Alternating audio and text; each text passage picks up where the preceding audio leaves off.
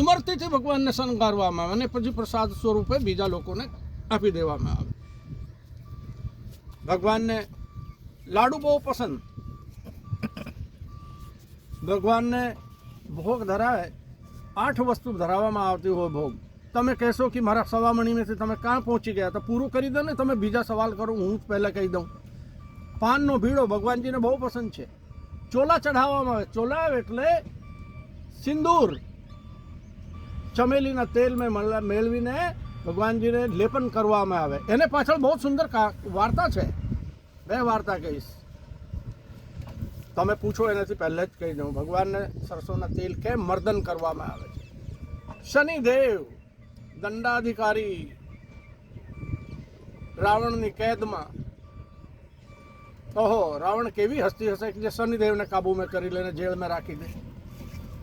હનુમાનજીને કૃપા કરીને શનિદેવને ત્યાંથી મુક્ત કરાયા. ઊંધા લટકાવેલા હતા શનિદેવને, ઊંધા લટકાવેલા રાવણ, ત્યાંથી મુક્ત કરાવ્યા હનુમાનજી. પછી શનિદેવ હનુમાનજીની મસાજ કરી સરસોના તેલથી. હનુમાનજીએ પછી કહ્યું, આપણે કોણ? શનિદેવ જો હનુમાનજીની સેવા કરશે, હનુમાનજીનો મર્દન કરશે, હનુમાનજીને માલિશ કરશે, એને હું નડીશ નહીં. એ ભાઈ, જેને શનિ નડતો હોય, જેને રાહુ નડતો હોય, જેને કેતુ નડતા હોય, એ 3 પનોતી છે.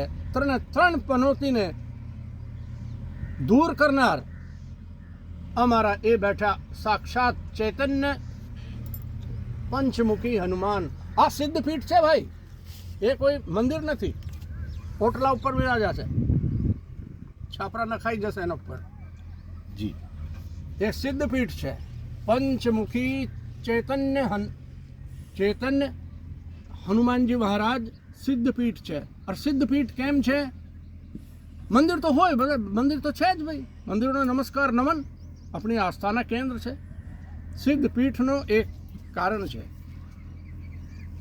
જ્યાં તમે કાંઈ વિશેષ નહીં જાણતા હો, કાંઈ નહીં કરી શકો ને, તો અત્યારે જે મેં વાત બતાવી છે, તમે સળંગ પરિક્રમા કરો, 100 પરિક્રમા 100 દિન કરો.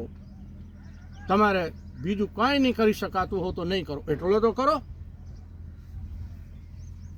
આ છે સવામણી, આ છે મહત્વ, એ નામની મહિમા, પંચમુખીનો કારણ. બીજું કંઈ પૂછવું હોય તો પૂછો લો, કારણ કે મને બહુ આનંદ આવે. હનુમાનજી મહારાજની કોઈ વાત કરે તો મને આનંદ થઈ જાય ભાઈ. જી, આપની પાસે તો ઘણી બધી ચર્ચા થઈ અને ઘણા બધી તમે, અરે જન્મો જન્મ હું તો એની વાતો કરું ભાઈ. ઘણી સારી માહિતી મળી, એ બદલ આપનો ખૂબ આભાર. જયકારા બોલો પંચમુખી હનુમાનજી મહારાજ કી જય. જય શ્રી રામ. જય શ્રી રામ. શ્રી રામ.